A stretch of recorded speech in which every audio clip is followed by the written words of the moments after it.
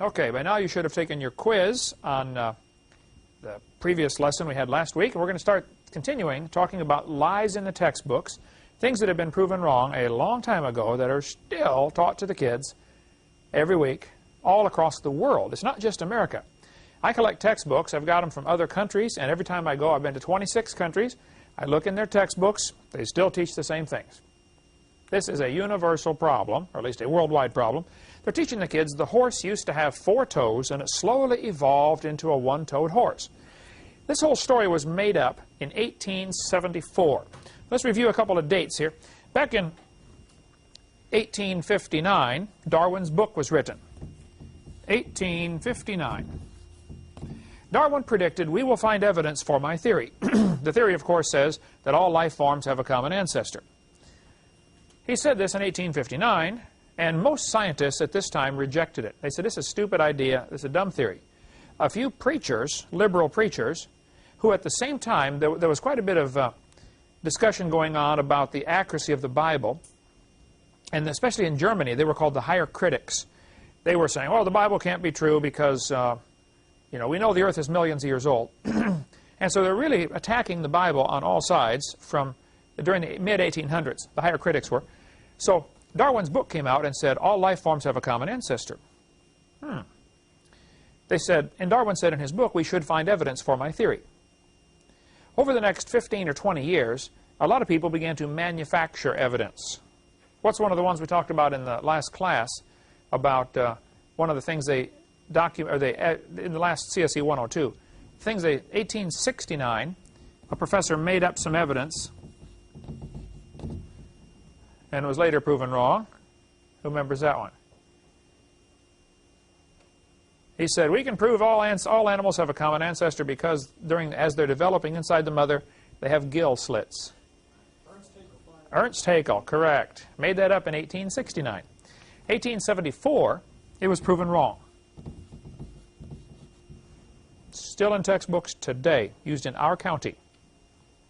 All over the world, they're still using this, even though it's been proven wrong since 126 years ago. 1874 also, a guy named Othniel Marsh. What a first name, huh? That's a Bible name. N-I-E-L. Othniel C. Marsh. He was a fossil hunter, I believe. He made money hunting dinosaur fossils and stuff like that and digging them out and setting them up in museums. They would buy them off him. Othniel Marsh picked animal skeletons that he had found, or that other people had found, picked them from all over the world, and put them together in a series for, I believe it was for Harvard, and they still have it on display at Peabody Museum. I believe that's the one that got his original one. But he found a little bitty animal about the size of a fox, and then he found a slightly bigger animal, and a bigger one, and a bigger one, all the way up to a horse. He arranged them in this order you see in your textbooks, from the Hyracotherum up through the different kinds of horse-like animals, up to the modern horse called Equus. He put the animals in this order, never did find them in that order. It's like finding an animal here, an animal on some other continent, and saying, wow, this one evolved into this one. Did not find them in that order, did not even find them in the same place. He just arbitrarily arranged this order out of his imagination. That is still being taught in textbooks today as evidence for evolution.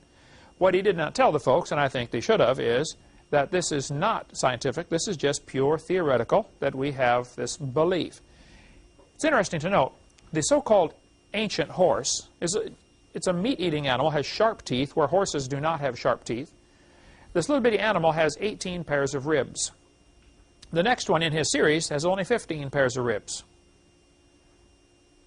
Now, what would cause an animal to lose? See, when you lose a complete set of ribs, you also lose the backbone that they attach to. You'd have to change the nerve system. You have to change the muscular system. You have to change the blood, the circulatory system.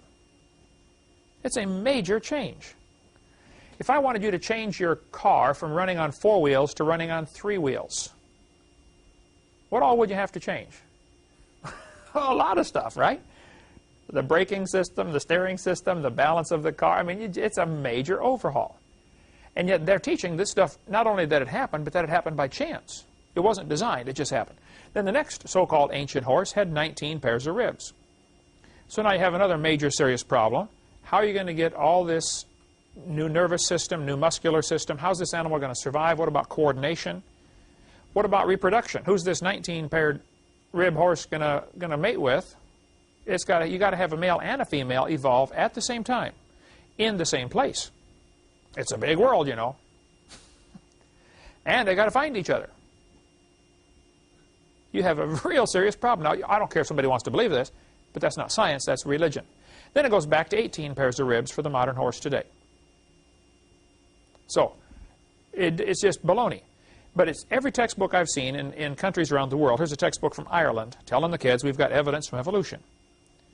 The problem is this whole thing was proven wrong in 1950. Now, it never was true. But back in 1950, a major evolutionist named G.G. Simpson said, hey, folks, it's not true. Anybody that studies horses will tell you there's a large variety of horses alive right now. And the horse and the zebra and the mule can all be interbred. A lady just wrote me a letter and sent me a bunch of pictures of her Zorse. She says, I have a zebra stallion, and I have a zebra mare, and I have a mule stallion and a mule mare, and I have horses. And she said, I crossbreed all of them every which way. She said, I got pictures about that. She said, if the male is the zebra, then it's called a Zorse. If the male is the horse and the female is a zebra, then they got another name for it or something like that. They cross ponies and zebras and get a Zioni. There's several websites about this competition. Who can produce the best Zioni and who can produce the best Zorse and all this kind of stuff.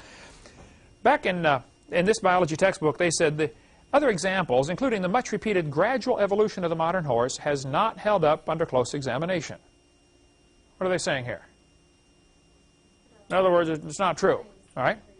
1950, G.G. Simpson, George Gaylord Simpson, who was a strong believer and a proponent of evolution, he wrote an article in Scientific Monthly, 1950, October, that said many examples commonly cited, such as the evolution of the horse family or of saber-toothed tigers, can be readily shown to have been unintentionally falsified. In other words, it's not true. It was falsified. It's been proven to be incorrect. So here's the problems with the horse evolution. This would be a good quiz question. How do we know this is, or what's the problems with this teaching? It was made up by Othniel Marsh in 1874 from fossils scattered all over the world. Now, if you were going to take this to a court of law and say, I have proof for evolution because of this horse series, any freshman law student would say, Your Honor, he didn't even find these in the same place. He certainly didn't find them in the same order. And even finding fossils in order doesn't prove anything. See, the whole problem is evolution does not have to be proven in a court of law. It only has to be made believable for the students to fall for it. And they do by the millions. Okay? Russian scientists found modern horses in layers lower than the so-called ancient horse. Now, here's how evolution is supposed to work. They say we've got these different layers of rock, and each one is a different age, and it all means something. Now, we covered earlier in seminar part CSE 102, those layers don't mean anything. They're not different ages. But use a typical textbook, have a cross-section showing the different layers of the earth, and they'll say this one is real old down here, and this one is the newest one on top. So, according to the theory, you should find modern horses up here, ancient horses down here, and it all sounds really good, but they don't find them in that order. They find what they call a so-called ancient horse, the Hyracotherum. Let's put an H right here for Hyracotherum, or for horse. Then they find a modern horse under it. It wouldn't be directly under it, but it would be in the layer of rock that is under it, maybe someplace else. Okay? Obviously, buried in that same layer, though. So if modern horses are already on the scene before the ancient horse is around, how can this be the ancestor of this? It can't be true, and it just can't be. The little Hyracotherum is not even a horse. It's just exactly like the hyrax, little rock badger, I believe, that's still running around today in the country of Turkey and in East Africa. So if they're still alive, then it's certainly not the ancestor. You couldn't prove any evolution from little bitty Hyracotherum. Fourthly, the number of ribs are different, the number of toes are different, and the teeth are very different. The little Hyracotherum has sharp-pointed teeth. The horse today has a flat chewing tooth for grinding, grasses. That's what it eats. They're not related to each other. Fifthly, down in South America, when they find the fossils, the three-toed horses are on top, the one-toed horses are on the bottom. Absolutely reverse order from what is predicted by the theory. Now, the way theories are supposed to work, you create a theory, you look for evidence. If you find evidence that says, hey, this theory is wrong, well, then you throw the theory away and you get a new one. And that happens all through science except when it comes to evolution. Because this theory is foundational for many other things, like a new world order coming soon to a city near you. Okay? They're never found in the order presented. Three-toed and one-toed horses are found side by side in the same strata. How can one be the ancestor to the other? Now, the evolutionist will say to this one, they'll say, well, that's because the three-toed were gradually being phased out, and the one-toed, are better, and they took over, but you just happened to find two in the same area during the time that they were being, phased out. Well, I'm sorry. You can believe that if you want, but that's not science. Frank Sherwin, good friend of mine, has at Institute for Creation Research, has a lot of information on the horse evolution if you want to get a hold of him. And there's in the book Noah to Abram, The Turbulent Years, which we offer through our ministry. It's a really good one that has a section on this horse evolution, which has been proven wrong some time ago. One man named Dan Hicks in Tulsa, Oklahoma, kept after the Tulsa Zoo, saying, why do you have this thing on display? It's been proven wrong years ago. I've got all the letters that Dan sent to the zoo, and the zoo sent back to him. When he wrote to the zoo director and said, why don't you take this display down? It's not true. Okay? The director of the zoo wrote back and said, we don't have the funding to remove it. I've got the letters in my file. How much funding does it take to remove a display? I mean, I'll go do it for him in 10 minutes, okay? Give me a screwdriver and a hammer, we'll get it out of there. It's not a problem. So Dan had to get 2,000 signatures. He took up a petition. 2,000 people signed the petition saying, get this thing out of our zoo. Finally, they took it out. Now, if they had had a display in the zoo, like a Christmas scene representing Christ in the manger, one signature would have gotten it out, right?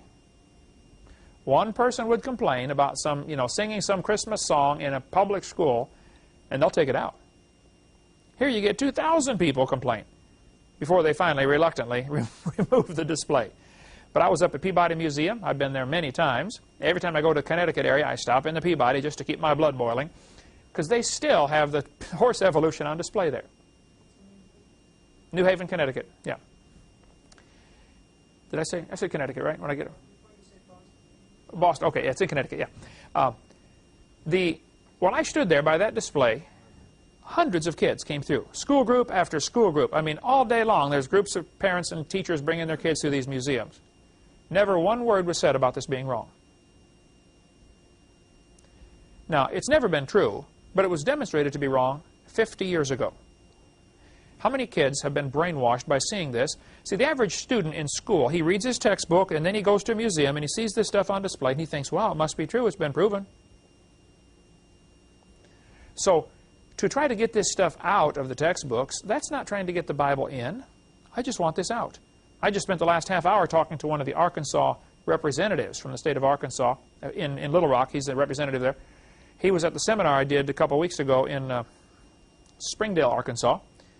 He said, Brother Hovind, I'm a representative here in the House of Representatives, and you've got a bunch of Christians up here in the House and in the Senate that love your material, and we are going to write a law, try to pass a law that requires the Arkansas textbooks to be accurate, and we're going to say in the law, Arkansas will not provide funding for any books that contain the following information. Wow.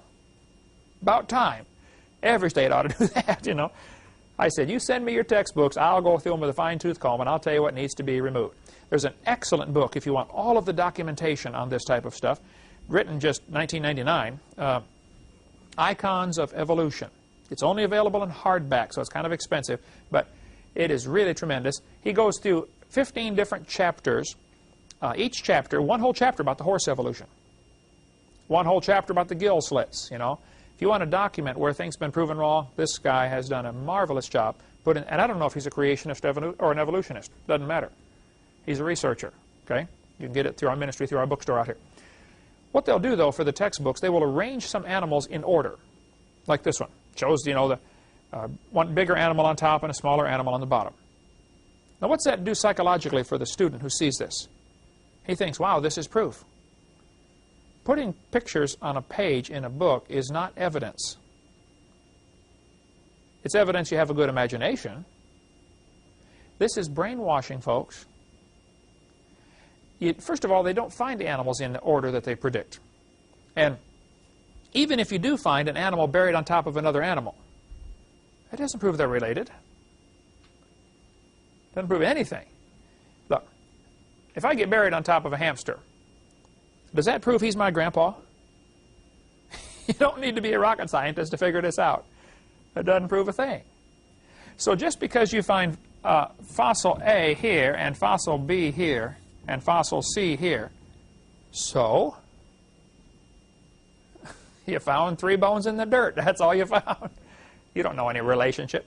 I've been doing years and years of research, though, on the evolution of the fork. Based on very, very fragmentary evidence I have found over the years, I've been able to piece together how forks evolved.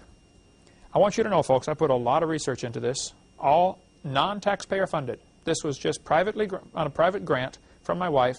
I was allowed to research the evolution of silverware. I believe after intensive research, I discovered, of course, many things that did not survive, mutants that, you know, weren't quite usable for some reason, and so they were thrown away. But I believe that knives probably came first. Very simple. Notice nice, neat, clean lines, not complicated at all. Slowly, over many millions of years, the knife evolved to a spoon. Great geological pressures would squeeze it and dish it out, made it wider. We just happened to get them that have the curved side on the right side to be useful to us. Can you imagine if spoons were all curved on the wrong side? You go to get your soup, it all falls off.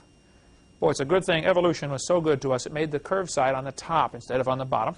And then very slowly, over millions of years, the spoon got grooves cut in the end, probably by erosion. I'm not sure about that. Slowly, the grooves got deeper and longer and wider, and it went from a short tine fork to a long tine fork. While I was researching this, I became to quickly realize I have a missing link. See, right between the spoons and the forks, there's a serious missing link because spoons are rounded and have no grooves. Now, forks are squared and have grooves. That is 2 jumps. I don't think even punctuated equilibrium could do that. So I knew I had a missing link, but I just couldn't find it. Till one day I was flying to Connecticut to preach, and the stewardess walked down the aisle. Here we were 30,000 feet off the ground. Stewardess walks down the aisle and handed me the missing link. I don't think she knew what she had, but my trained scientific eye picked it up right away. I said, wow, I got it. The missing link. Later that day, the preacher said, hey, you want to go get some chicken for supper? I said, that'd be great, brother. We went to Popeye's Fried Chicken, and I found another missing link, folks. There they are, the missing links. So the evolution of silverware is nearly complete, which means I need to get a government grant now to renew my research and continue. About 30 or 40 million ought to do it. Now, Eric, think we could finish up on this for 30 or 40 million? By the way, while I was doing research on this, people sent me stuff from all over the country, thinking they may have found, a link in this. There were some very obvious frauds. Somebody tried to pass off what is anybody should be able to tell. This is a fork head on a spoon handle. I didn't fall for it. I caught it right away. They glued them together, and they didn't get it past me. I just want you to know. So we do thorough research in this field. Arranging things in order doesn't prove a thing. If you arrange words in order, Alan Lawrence in the wheelchair, a good friend of ours here, Alan spent quite a bit of time putting words together to show how that you can turn a cat to a cot to a dot to a dog, changing one letter at a time. Does that prove the cat and the dog are closely related with only 2 intermediate species between them? No. Matter of fact, if you play around with this for a while, you can turn yourself into a fool before you know it. That's exactly what's happened to those who believe we all came from a rock, and Satan is laughing at them, and it's tragic. See, they're not the enemy, the devil's the enemy. And we've got to somehow learn to love the sinner and hate the sin, these guys who believe in evolution are not the enemy. They're the mission field. But as long as they're hurting other students, I think somebody ought to stand up to them and say, look, what you're doing is dangerous, it's wrong, you're destroying the faith of other students, knock it off. Okay? Textbooks now are teaching that dinosaurs turned to birds. This article says birds, or dinosaurs, are alive as birds.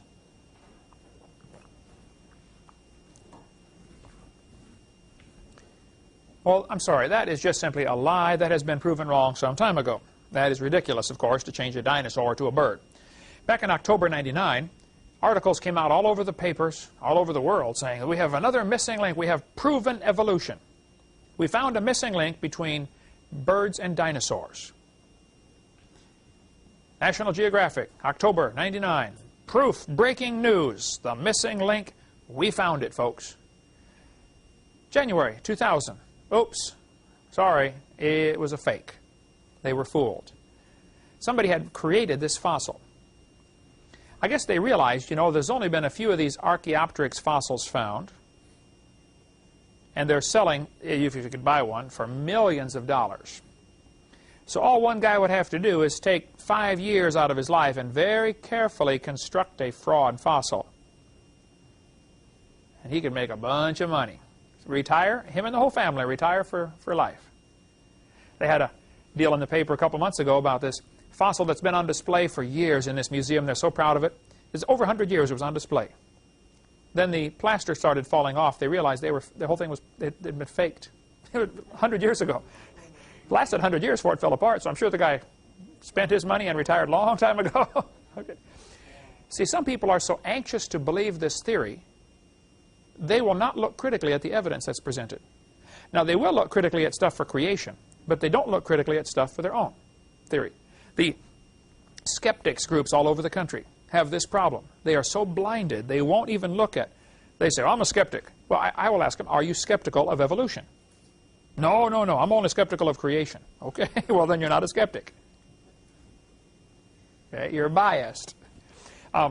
There's a great article here in USA Today from February 3rd of the year 2000.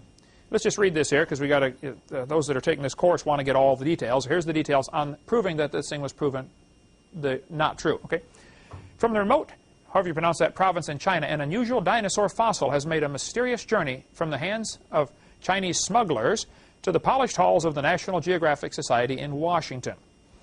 And like some, cursed from a mummy's tomb, the Archaeopteryx, which is what they named it, supposedly a bird-like creature with the tail of a meat-eating dinosaur, has brought to those who would possess it what may be remembered as modern paleontology's greatest embarrassment. It now appears, after several months of suspicion and consternation, that this true missing link in the complex chain between dinosaurs and birds somehow sprouted its remarkable tail not 120 million years ago, but only a short time before being smuggled out of China. Whether a deliberate fake or an honest mistake, it is the tale of a tale that has children believing in feathered dinosaurs that never existed. Prominent scientists calling each other names, and 2 respected science publications under assault. And just as the plot thickens, scientists in China have told USA Today that they have discovered yet another faked tale. This one added by an entrepreneurial Chinese farmer to a flying pterodactyl. That one appears to have fooled another group of relatives, another group of scientists, as well as the editors of the British journal Nature. Storrs Olson, curator of birds at the Smithsonian's Institute, National Museum of Natural History, turned the spotlight on the whole mess. Those involved with the scientific gaffe agree that Olson tried to warn officials at National Geographic in a letter sent November 1st that the organization was headed for embarrassment if it endorsed the fossil. Both of the faked fossils were intended to support the theory that birds evolved from dinosaurs. Now Olson, who is an outspoken opponent of the theory, is taking advantage of this moment to renew an old debate on the origin of birds. The popular view, thanks most recently to the fictitious Jurassic Park, is that birds evolved from dinosaurs. National Geographic and Nature have co-published magazine articles and scientific papers supporting the view. Museums, including the American Museum of Natural History in New York, also promote exhibits of the dinosaur origin of birds.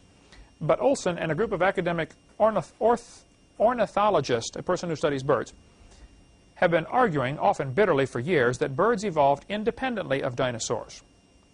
They believe that dinosaurs and birds had a common ancestor that lived in trees, and that dinosaurs were, after all, cold-blooded. Like the Chinese dino bird, the Archaeopteryx is fake too. The following excerpt is taken from the website creationscience.com, which is Walt Brown's website. Tremendous material, by the way. Honest disagreement over whether Archaeopteryx was not a forgery was possible until 1986, when a definitive test was performed. An X-ray resonance spectrograph of the British Museum fossil showed the material containing the feather impressions differed slightly from the rest of the fossil slab. Differed significantly from the rest of the slab. In other words, it was made of a paste. Someone apparently had taken the rock, ground up some of it to powder, made a paste out of it, and then put feather impressions in it. Some people are really desperate to believe this theory, and so they will accept it. But guess what? Textbooks are still teaching today dinosaurs are the descendants of birds. Now, it takes a while to get textbooks accurate, I understand that. But somebody in the different towns, if we're supposed to be the salt of the earth, okay, salt preserves. Who's going to preserve? I mean, tomorrow morning, kids in Escambia County, Florida, are going to be taught this. Well, let's do something about it, okay? Let's fix it. There are several ways to fix the problem. We'll get into that later in this course. But one way is just simply educate all the students. Grassroots. That is unstoppable, but it takes a long time to accomplish that.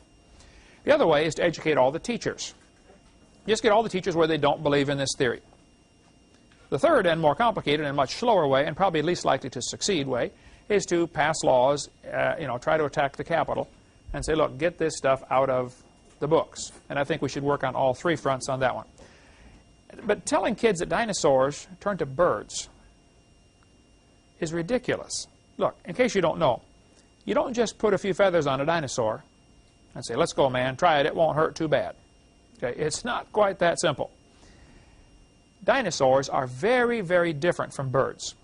Somewhere along the line, if he's going to turn from a dinosaur to a bird, his front legs are going to have to turn to wings. Which means, at, say, 50% of the way, he's got a half leg and a half wing. It's not enough to fly yet, but now he can't run very good either. Very well, Jan, English teacher, right? So, who's going to feed this critter? He can't run and he can't fly. Think the other animals are going to bring him food and feel sorry for him while he's slowly evolving into something else? See, in order for evolution to work, all of the intermediate stages have to be superior to the original. Nobody's ever demonstrated that. Not one time has that been demonstrated, that it's even possible. Secondly, we never see any animal produce a different kind of animal. Nobody ever observes any of this. It's pure fiction. They make it up. There's a textbook from Glencoe, 99 edition, saying, we have evidence from science that dinosaurs turn to birds. They're still teaching this stuff. Dinosaurs did not turn to birds. Alan Fiducia is considered one of the world's experts on birds. Okay, he teaches at university in North Carolina, UNC, Chapel Hill. He said, and I quote, paleontologists have tried to turn Archaeopteryx into an earthbound feathered dinosaur, but it's not. It is a bird, a perching bird, and no amount of paleo-babble is going to change that. The word archaeo will be a good quiz question here. Archaeo means ancient. And pteryx is a Greek word, or Latin or whatever, for wing. So Archaeopteryx is ancient wing. If it has the word archaeo in it, it means old or ancient, okay? He says it's a perching bird. See, a bird's foot has a claw sticking out the back. One of his toes comes out the back so he can land and grab a tree branch. Reptiles don't have that.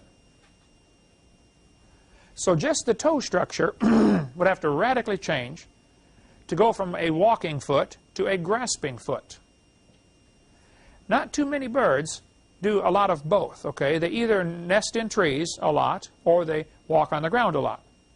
But it's difficult for a bird that walks on the ground a lot to be comfortable nesting in trees because the toes are different. They're designed for what they're designed for. So Archaeopteryx means ancient wing. Archaeo's word ancient. They will point out that the Archaeopteryx has claws on his wings. Now, let me point out to you, only 6, I believe now, 5 or 6 Archaeopteryx fossils have been found. The first one was found in Germany in, I think, 1859. Somewhere around that date, okay? What was going on around 1859? Darwin's book. People are looking to criticize the Bible anyway. A lot of countries have thrown off the king, anti-monarchy, and the Bible says honor the king, and so they thought the Bible was an obstacle. There was a real problem in the world in the early and mid-1800s where evolution came along at the right time where it was readily accepted. They're looking for this theory anyway. Also, evolution teaches, we'll get into more of this later, that different races might be superior to other races. 1859, we had slavery in this country. Civil War wasn't fought till a couple years later. Emancipation Proclamation wasn't until 1863. So when Darwin came out and said there are favored races, some people said, well, hey, obviously that's the whites over the blacks. Hitler comes along and says, no, obviously that's the Norwegians and the Germans, the blonde-haired, blue-eyed, you know, they were the superior race. And a lot of people use this theory to justify what was already happening or what they're already doing anyway. And then along came guys who said, well, hey, if evolution is true, then there are no moral rules. There are no standards. By the way, it is a good, fair question. If evolution is true, how do you tell right from wrong?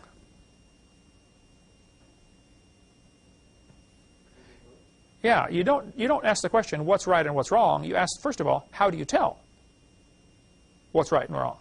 How do you make this decision? And that's a critical issue you've got to talk about.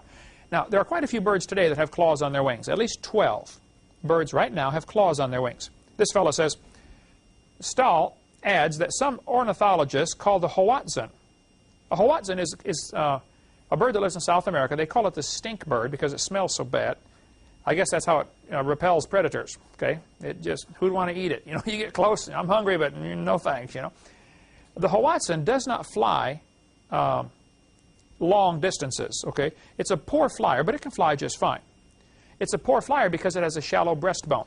See, birds, when they fly, the chest muscles have to be enormous, you know, to be able to fly, flap the wings. So the bone that these muscles attach to has to be very deep to allow for all that. Like you have a breastbone in the center of your chest, but you don't have, it's not real thick, you know, sticking way out, because you don't use those muscles as much as a bird would, obviously. So Archaeopteryx has what's called a shallow breastbone. It's not real deep. Well, the reason for that is because it has a crop where it eats leaves, actually. These leaves have to be ground up. It doesn't have any chewing teeth, but so it eats these leaves, and the crop has to chew them up by they swallow rocks. You know, birds even today pick up rocks so they can grind their food up. So because Archaeopteryx, because of its diet, it has a large crop, therefore it has a shallow breastbone. And so some people look at the, I'm not Archaeopteryx, I mean Hoatzin, okay? They look at the Hoatzin and say, wow, this is, you know, a missing link. Well, first place, it's not missing. It's still alive, okay? You can go down to South America and get them. But it is a poor flyer, but when it's born, when it hatches out of the egg, it has claws on its wings. And it uses these little claws to climb up trees. Can't fly yet, but it climbs around with these little claws on the wings. The swan has claws on its wings. The ibis does, and many birds, he says, have wing claws. They just never make use of them. Archaeopteryx had teeth in its beak. Well, I point out, only 2 known birds have teeth in their beak. Archaeopteryx and what's called the Hesperornis. Most birds do not have teeth. But some fish have teeth. Some don't. Some reptiles have teeth. Some don't. Some mammals have teeth. Some don't. Some of you have teeth. Some don't. Okay? It doesn't prove anything. And obviously, a kindergartner ought to be able to figure it out. If you're going from used to have teeth to don't have teeth, that's not getting better. But that's an example for evolution. They'll say this bird lost its teeth. Well, how is losing something evolution? That's backwards compared to what you need. This one says, this textbook, Hope Biology 94, says the descendants are the birds which evolved about 150 million years ago. Bird feathers evolved from the same scales that protected the dinosaurs so well. Now imagine yourself, high school student, teacher says, for homework tonight, read the following 8 pages and answer the questions at the end of the chapter. You remember in high school, You're going to read those 8 pages reluctantly and answer the questions as quick as you can. And one of the questions is going to be, you know, what did feathers evolve from? You're going to say scales, because that's what they told you in the book. It is so unfair to send students off to war. I mean, if an enemy country attacked the United States, would we send all the 5th graders off to fight them? No, you guys are in the Marines. You get the biggest and the brightest and the best. Well, not Marines, the brightest, but you get the biggest and the strongest you can get. I'm sorry, Steve. And you send them off. You want to get the best you got out there. And you give them the best weapons available. And you pay them the most money of anybody gets paid in the country. Is that right? Well, not quite, but almost, right, Steve? You don't send 5th graders off to battle. We have a real serious problem with lies in our textbooks, and we're sending the kids off to have to fight against this. The adults ought to be fixing this one. It's very simple. This is not true. So you go to your school board, your county, whoever's selecting your textbooks, and say, look, the information on page 214 is wrong. Let's cut that page out of the book. We'll get into more later on what you can do about the lies in the textbook, some practical steps to attempt to take. Their argument is that feathers came from scales. There are some very serious problems with this argument. And we're going to talk about that after we take a little short break here. But they're teaching that scales turned into feathers. Well, animals today still have scales. Why aren't they turning into feathers? How many animals are alive right now that have scales, would you guess? Billions and billions? Do we ever see one even starting to evolve?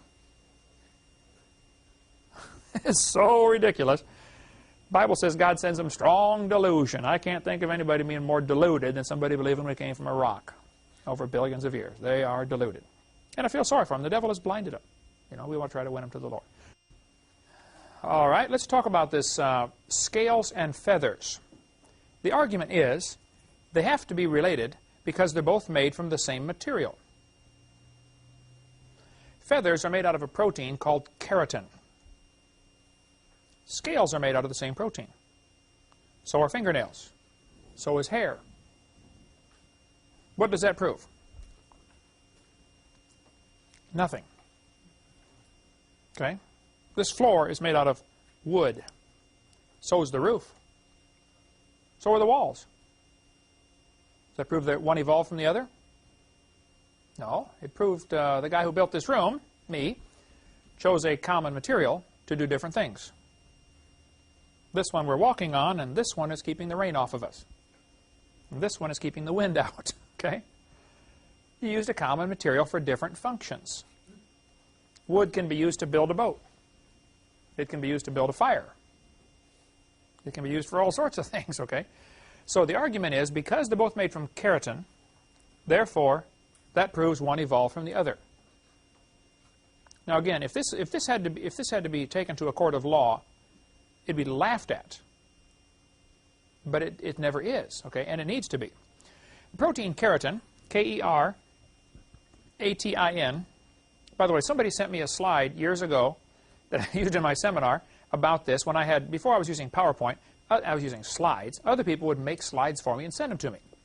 Somebody sent me a slide, and keratin was misspelled with a C. I didn't catch it. And I used the slide for, I don't know, several months. And one woman I debated used that as evidence that nobody should listen to me because I don't know the difference between keratin, which is the coloring found in carrots, and the protein keratin with a K. Okay? So therefore, everything else I say must be wrong. Well, I apologize for the misspelling. Spelling was not my strong point in school anyway, and nor is it now. But praise God for spell checker, right?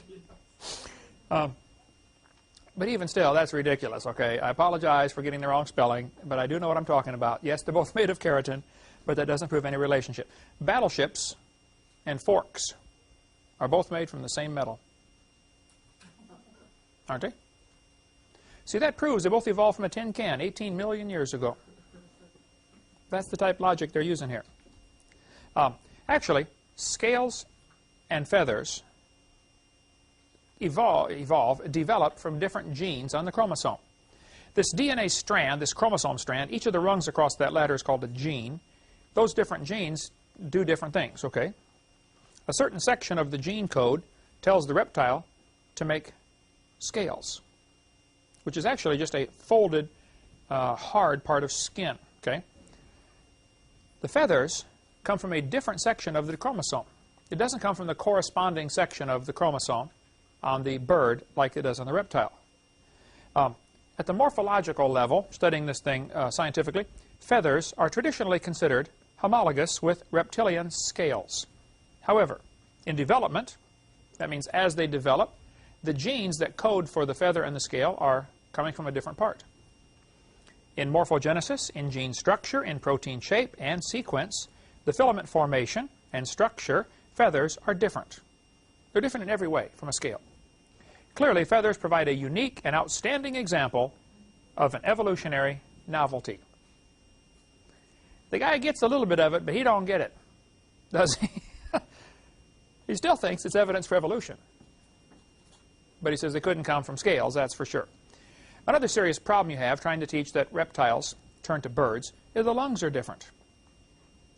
You and I have two lungs as you breathe in and you breathe out. The diaphragm at the bottom pulls down, sucks the air in, pushes up to push the air out.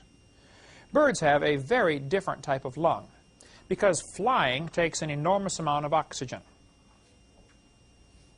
So they have to have a lot more oxygen. The oxygen goes into the bird's lungs and goes through all these tubes. It is totally different. Now, if you're going to go from a reptile-type lung to a bird-type lung, you'd have to have a zillion changes in between the two. And not only would the lungs have to change, the blood supply to the lungs. The genetic information to supply that change for the next generation has to change. Who's this bird going to marry, or half-bird going to marry? You got all these same problems again. Okay. You probably could list 30 or 40 problems with this, but the lung structure is totally different between reptiles and birds. Okay, there's no similarity at all. Another major problem they have, by their geologic column dating, modern birds exactly like we have today are found way down here, lower than the so-called Archaeopteryx. They've been saying Archaeopteryx, by the way, we got a new economy-sized piece of chalk here. They're saying Archaeopteryx is 65 million years old. Well, look at this article. A 130 million year old crow-sized bird dubbed however you say that, Confuciosaurus, okay, New Mexico Museum of Natural History in Albuquerque. Well, now, just a minute. If a 65 million year old bird is the ancestor to birds today, and you've already got birds around 130 million years ago, am I seeing a problem here? Archaeopteryx can't fit in anywhere. In western Colorado, Dry Mesa Quarry, Brigham Young University archaeologists have come upon the 140 million year old remains of what they are calling the oldest bird ever found. It is obvious that we must now look for the ancestors of flying birds in a period much older than that in which the Archaeopteryx lived. Well, now, hold on a minute. Do you see from this statement, he is admitting Archaeopteryx can't be a missing link. He's admitting birds were already here, by his thinking, 130 million years ago. And then he says we have to look for a different way they evolved. He still doesn't get it. He just doesn't, you know, jump, frog, jump. He just doesn't get it. Maybe it's time to consider, Mr. whatever your name is here, maybe it's time to consider that the entire theory is baloney.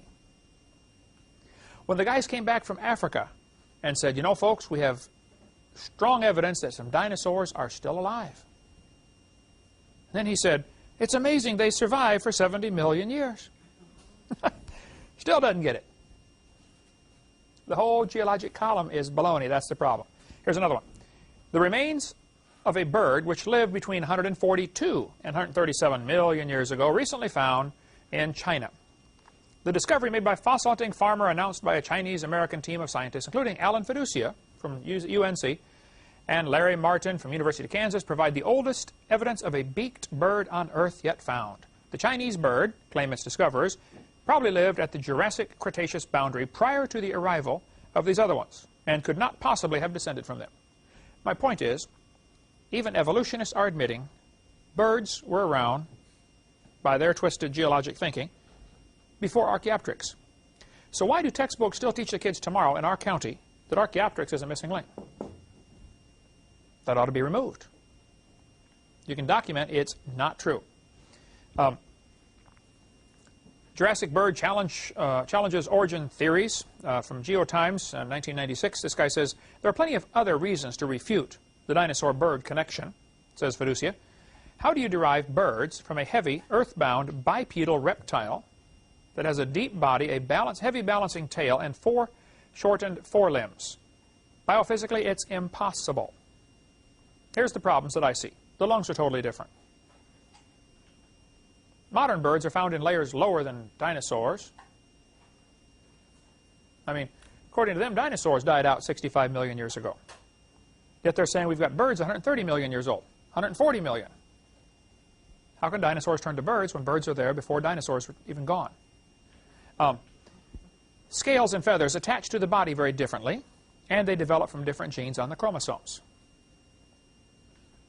Birds have a 4-chambered heart. Most reptiles have 3. Here's another very serious problem with this, because a 3-chambered heart brings in the blood from the lungs, which has oxygen, and it brings in blood from the rest of the body, which does not have oxygen. Your body's used it up, and it mixes them, and it sends it out as a mixture. It's only half oxygenated, and they can survive just fine on that. That's why a lot of lizards and reptiles, they lay around an awful lot. Okay, they just don't have the energy to run around hard all day, like our dog. But birds have a 4-chambered heart, and so do humans, by the way. So the blood goes from your body into the heart, then it's pumped to the lungs, comes from the lungs back into the heart, then it's pumped back out to the body. So all of it goes through the lungs one time. So it's going to get oxygen. Reptiles don't do that. Now, a few reptiles do have a 3-chambered heart. Okay, I'm sorry, a few reptiles do have a 4-chambered heart, but most do not. They found a dinosaur fossil here recently. They said the heart was petrified. Very unusual. But I've got pictures of that. I'll add it in here to Part 4. Make a note, Marlissa, to remind me to move that picture into Part 4. I think I have it now in Part 7b, if I'm not mistaken. But and they found this dinosaur skeleton and the rock inside the chest. They said this is his heart, and it could very well be. I don't know. And they've x-rayed it and said we think it has 4 chambers to it. That could very well be also. And they're saying, see, in order to go from a dinosaur to a bird, one thing that has to change is the heart, and we've got proof that it changed. Well, you got a long stretch there from the evidence. Okay. Reptiles lay leathery eggs. Have you ever seen a turtle egg? You know, it's real leathery like shell. Birds have a hard egg that cracks very easily. Watch when they have the crocodiles hatching out on TV. You'll see the egg, you know, kind of crumbles like a raisin. Bird eggs don't do that. Okay? So the eggs are totally different. Swinson, British Museum of Natural History, they've got the largest fossil collection in the world. He said, the evolutionary origin of birds is largely a matter of deduction. There is no fossil evidence of the stages through which the remarkable change from reptile to bird was achieved. Notice what he says here. He still believes in evolution, doesn't he? He thinks the change was achieved, doesn't he? But we just have no evidence for it. So he's not going to abandon the theory. He's just going to admit there's no evidence. Well, that's, I suppose, step 1. I doubt he'll ever take step 2 because he loses his job, you know, but he did take step 1. Yay. There is no evidence for it. And again, the book Icons of Evolution has a whole chapter on the flaws in the bird change. So you can get that book. It's got a great section on that. So Richard Dawkins, who hates creationists, says, it is absolutely safe to say that if you meet someone who claims not to believe in evolution, that person is ignorant, stupid, or wicked. Well, this guy's real open-minded for a discussion, isn't he? This shuts down communication, of course. And this tells Richard Dawkins' students would say, don't even talk to creationists because they're stupid. And that's the attitude that's out there, folks. Sir Arthur Keith strongly believed in evolution. He wrote the foreword to Darwin's book. They republished the book every once in a while. And when they republished it on the 100-year anniversary, which is going to be a big deal, 1959, 100-year anniversary of Darwin's book, they said, Sir Arthur Keith, you're one of our favorite evolutionists of the day. We would like to honor you with giving you the right to write the introduction to the book. Arthur Keith said, evolution is unproved and unprovable. We believe it because the only alternative is special creation. And that is unthinkable. In other words, you're not allowed to think about that. That's quite a confession. And they printed it in the front of Darwin's book when it was republished in 1959. Well, I appreciate Sir Arthur Keith's honesty. He's right. It's unproved, it's unprovable. By the way, so is creation. You can't scientifically prove either theory of origins. So the obvious question comes up, if neither one can be proven, if both have to be taken by faith, why do all of us pay for one to be taught in the schools? When I offer my $250,000 for anybody with evidence for evolution, they will say, of course we can't prove evolution. Can you prove creation? And I say, oh no, can't do that. And they say, well, see, what's the big deal? I say, well, obviously the big deal is, how come I have to pay for your religion to be taught?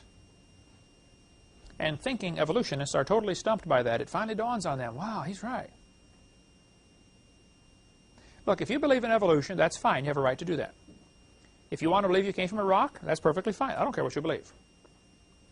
You want to use my tax dollars to teach my kids your theory that we came from a rock? Oh, now, right there, we have a little problem. That's where we're going to draw the line. Now, I'm going to go to my grave, probably early, because of preaching against this. But, okay, it's just, I'm not going to shut up about it, okay? We're going to fix this or die trying. Professor Bunauer at the Strasbourg Zoological Museum said, evolution is a fairy tale for grown-ups. Long ago and far away. Isn't that what evolution says? He says, the theory has helped nothing in the progress of science. It is useless. On my video number 7, question-answer, I've got now an entire giant list of scientists who believed in creation all through history and today. The guy who invented the MRI machine is a creationist. I mean, there are thousands and thousands of scientists. All of the major branches of science were started by creationists. Now, they weren't all independent, temperamental, fundamental, right-wing, radical Baptists like me, but they were creationists, okay? They believed in a creator. So can anybody name me, and I ask this question to professors in debates frequently, can you name me one scientific advancement we have because of the evolution theory? Is that why we have light bulbs? Is that why we have computers? Is that why we have been able to go to the moon? Has the space program... Now, a lot of money is spent on the space program to try to prove evolution. No question. But what part of evolution theory caused the space program?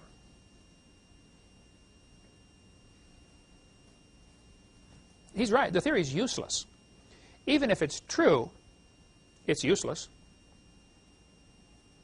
And if it's not true, it's dangerous. It's worse than useless. Malcolm Muggeridge spoke at University of Waterloo. I've spoken there. That's where the girl with the blue hair and all the ears pierced 15 times and tattoos on her neck, and she came up. It was so funny. Here I am speaking on creation in the University of Waterloo, you know, Canada. A whole crowd of students gathered around, you know, and we had gotten permission to set up a table and a microphone and draw a crowd. And boy, did we draw a crowd. It's a very liberal university. And she walked right up. Here I am speaking away, you know, and talking to the crowd. And she walks up right in front of me and says, you got permission to do this? I said, yes, ma'am, we do. She said, this is kind of weird. That's all I could do to maintain my composure. Lady, you want to see weird? Come with me. Let's go find a mirror. I will show you weird. Man. I mean, hair about that long and all bright blue, you know. I don't care if you're going to cut your hair and call it blue, but don't call me weird, all right? Malcolm Muggeridge said, I myself am convinced the theory of evolution, especially the extent to which it has been applied, will be one of the great jokes in the history books of the future. Posterity will marvel that so flimsy and dubious an hypothesis could be accepted with the incredible credulity that it has. Why would so many smart people, smart in other areas, accept this theory? He's right. Someday, they're going to be laughing at those people who believe in evolution. But in the meantime, it accomplishes the goal of keeping them from Christ, or if they're Christians, of keeping them from being bold Christians, because they got all these questions. You were saying how you were taught this stuff in school. I'm telling you, it'll destroy your faith. If you're already saved, it'll neutralize you. If you're not saved, it'll probably keep you from getting saved. That's exactly what Satan wants. He's a liar. He doesn't care how he gets it done. Just get the job done. This man said, scientists who go about teaching that evolution is a fact of life are great con men. The story they are teaching may be the greatest hoax ever. In explaining evolution, we do not have one iota of fact. I was debating Pigliucci at the University of Knoxville, Tennessee. He's a botany professor. He spent 30 years teaching evolution of plants. He's been teaching it for 30 years. He's received $655,000 grant money to study the evolution of plants. I said, Dr. Pigliucci, what is your best evidence for evolution? He said, the fossil evidence of whales. Now hold it. How come your best evidence you have is in somebody else's field? I don't think he'll ever catch on to that, but I mean, that ought to dawn on somebody. Like, he thinks the paleontologists have the evidence. Now, if you ask a paleontologist, what's your best evidence of evolution? Oh, the evolution of plants. We've got it proven in the botany department. Okay. It's one of those shell games. Yeah, nobody has the evidence. Okay, there isn't any. Pierre de Chardin was a Catholic priest, kind of a renegade Catholic priest. He is one of the fellows involved in the Piltdown hoax. He may have been the guy who did it. We don't know, okay? Pierre de Chardin has a very shady history, okay? He is probably one of the primary fellows, if not the primary fellow, responsible for getting the Catholics to accept evolution. 3 different times, popes have come out and said, evolution fits our religion just fine, except for when God gave them a soul. Basically like Hugh Ross teaches, okay? Yeah, Hugh Ross gets along great with the Catholics as far as their doctrine of, you know, evolution blending in with creation. Pierre de Chardin said, evolution is a general postulate to which all theories, all hypotheses, must henceforth bow in order to be thinkable and true. Evolution is a light which illuminates all facts, which all lines of thought must follow. This is what evolution is. I'd say he's kind of committed to the theory, wouldn't you? My Bible says God's Word is a light. It's a lamp unto my feet, a light unto my path. Evolution is not a light that everybody must follow. But if a kid goes to school 12 or 16 or 20 years in our town, now you got to understand, Escambia County is one of the top counties in the country as far as churches per capita. I think Santa Rosa County is in the Guinness Book of World Records. There are more churches per person in that county, I believe, than any place else in the United States. And I think we're a close second. We're certainly up in the top 2 or 3 percentage points in all the counties in America. Here we have, I think, 120 Baptist churches in this county. Probably well over 200 churches of other denominations. There's an awful lot of churches in this county. And yet kids are going to go to school in this county and learn all these things that have been proven wrong for many years. What are we doing about it? We're supposed to be the salt of the earth. Salt preserves. When I first moved to town, I started writing letters to the editor about evolution. That's what started my whole ministry, writing letters to the editor. I went down and talked to Katie Knight, the lady in charge of selecting the science curriculum. I went in and I said, look, you're teaching things in these books that have been proven wrong a long time ago. After several meetings with her and letters back and forth, she said, Mr. Hovind, you are the only person in the entire county who's complaining about this. Well, first, I hope that's not true.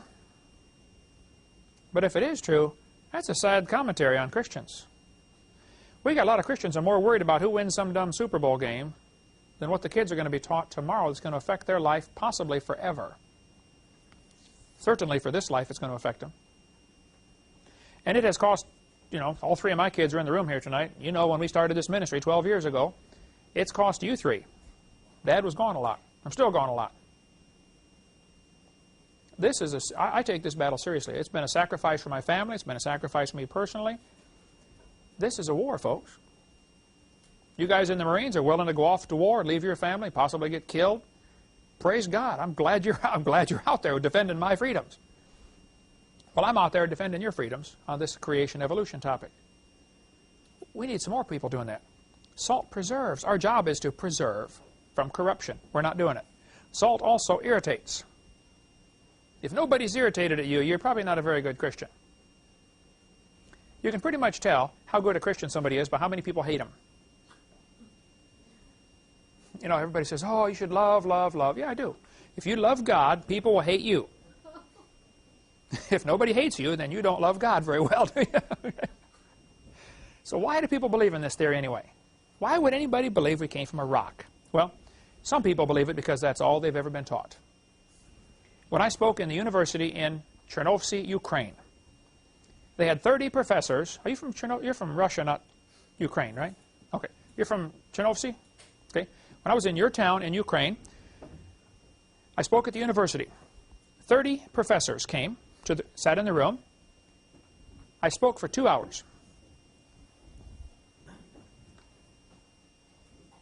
These 30 professors sitting in the room, I'm speaking for 2 hours through an interpreter. After 1 hour of speaking on creation and evolution, one of the professors began to cry. There was a lady interpreting for me. They had several interpreters. I wear them out because I talk kind of fast, you know. At the time, there was a lady interpreting for me. I said, ma'am, what's he crying about? And she said, oh, he's happy. He didn't know there was a creation story. He's never heard of this. He wants you to keep going. All he's ever heard all of his life is evolution. Last week, I spoke in Seattle, Washington, 4 different Russian churches, about 1,000 people each time. People came to me afterwards and said, we've never heard this stuff. In Soviet Union, creation was censored out. Capitalism was censored out. Guess what? In America, creationism is censored out. I went to a library one time. I go to a lot of libraries. I don't remember where it was even, but I got in this massive library with some university. I got on their computer Erica search program, and I said, how many books do you have in here about evolution? 1,400 titles. How many books by? And I typed in some major evolutionist authors, you know, Stephen Gould, Niles Eldredge, and these kind of guys. Buku books. Okay, there's libraries jammed with books on evolution. So I typed in to see how many books there were on creation. Up came about 9 titles. All of them were anti-creation books. Books written by evolutionists against creation. But the search program caught it as having the word creation in the title or the subject, okay? So I went to the librarian. I said, ma'am, why do you have 1,400 books about evolution and no books about creation? I searched under all the major creation authors. Henry Morris, Dwayne Gish, Ken Ham, all of them I could think of, okay? 0. I said, ma'am, this is a university. I thought students are coming here to get educated. It looks to me like they're only getting indoctrinated. You don't even have a balance in your library. I'm sure you don't have it in your classroom. I said, why don't you have any books in here about creation? She said, we do have a book in here about creation. I put it in here myself. I said, oh, what is it? She told me the name of it. I said, where's that from? She said, from the Watchtower Society. Oh, well, yeah, you got one Jehovah's Witness book in here about creation, and the rest are, and even they believe in the gap theory or the day-age theory, something like that. They believe the Earth is, you know, billions of years old, so they're no help. They're no help in a lot of areas, but I think an awful lot of folks believe this theory because they simply have never heard the other side. Now, I think it doesn't take somebody too intelligent to realize if creation and evolution were both taught to the students, equal time, fair, honest, balanced treatment, which one would the students believe? Creation. Right? They don't want that. They don't want the competition because they'd lose. I believe it was John D. Rockefeller, one of those multi-gazillionaires in the last century, who said competition is a sin. When he was developing Standard Oil Company to the monster company that it was, let's suppose there's 10 gas stations in a town. Rockefeller would buy 6 of them, 7 of them. And back then, let's say gas is going for 20 cents a gallon. It costs the station 18 cents a gallon. They sell it, make 2 cents. He would lower his price to 16. He would lose money for months on those 6 stations in that town. What's going to happen to the other 4 gas stations? They're going to go out of business. He's going to buy them. Now he owns all 10. Now guess what happens to the price of gas? 22 cents a gallon. We've got to make up for what we lost, you know. That's exactly what happened all over. His philosophy was competition is a sin. Eliminate the competition. That's the philosophy of the evolutionist in the classroom. They don't want the kids to see the other side. And because of this, many kids have never even heard about the creation story. Many kids in Escambia County have never had a fair shake on the creation story. Here's a Russian textbook. Guess what they use for evidence for evolution? Same stuff they use here. It's the same all over the world. I think people believe in evolution because their job depends upon it. If a professor at the University of West Florida up here in Pensacola if one of the biology or anthropology or geology or botany, any of the sciences, if they got up in front of their class tomorrow morning, or Jan at PJC where you teach, if a science teacher gets up tomorrow and says, students, I don't believe evolution anymore. I believe in creation. What's going to happen? They're going to lose their job. If they're tenured, or they can't lose their job because they got 20 years teaching there, they will demote them to something. Janitor, lab assistant. They will get it, and they will put them in a position where they cannot influence other students with their radical ideas. Dean Kenyon, K-E-N-Y-O-N, he was a biology professor, university in California, I think San Francisco State or Stanford, I don't remember which one. He wrote books about evolution. He believed in evolution. For 20 years, he was the poster boy of the evolutionists. He got converted. Then he wrote a book, which we sell in our library, called Of Pandas and People. Great supplemental biology book. He never mentions God. He just says, look how well designed this is. Somebody must have designed this, you know. There must be intelligence behind this. When he talks about the bones in the wrist or, you know, any part of the biology. They actually fired him because he became a creationist. There was a lawsuit over it. He got his job back. They put him in as a lab assistant. Usually college juniors and seniors do that, you know. Clean up the test tubes, please.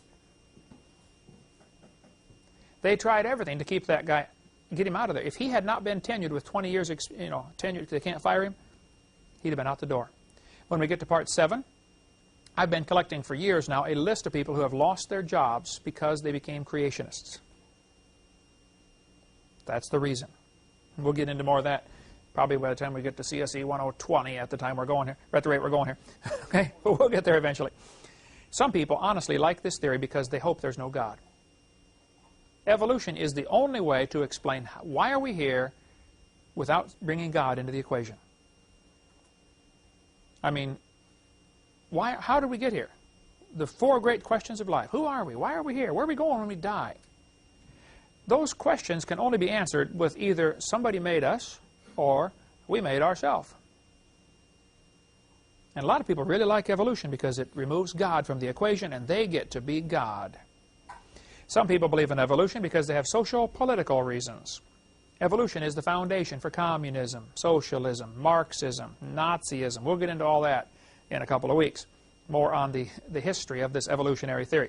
Some simply have too much pride to admit they're wrong. I do debates with professors. I'll point out clearly, look, you're wrong right here. The audience will agree, yep, you're wrong. He goes on to a new topic. They never admit, okay, I'm wrong.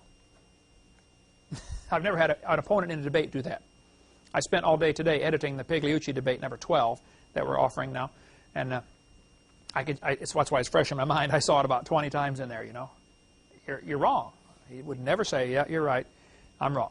The Bible says in 2 Thessalonians, for this cause God shall send them strong delusion, that they should believe a lie. If anybody believes we came from a rock, first place, that's a lie, and you have to be deluded to believe that. So, our textbooks in our county right here, there's a bunch on the table right there, contain things that have been proven wrong many years ago. What should we do about it? What are the practical steps? If I announce tonight that I have discovered top secret information that a truckload of tainted, poisonous milk was delivered to all the public schools this afternoon after the schools closed. They're going to serve it for breakfast and lunch tomorrow. You follow me? I've got secret information that a truckload of poisoned milk was sent to the schools. It's going to be delivered tomorrow. How would you feel? What would you do about it? Well, folks, a truckload of poisonous books was sent to our schools months ago. It's going to be fed to the kids tomorrow. Let's find something to do about it. Next class, we'll talk about what to do about it.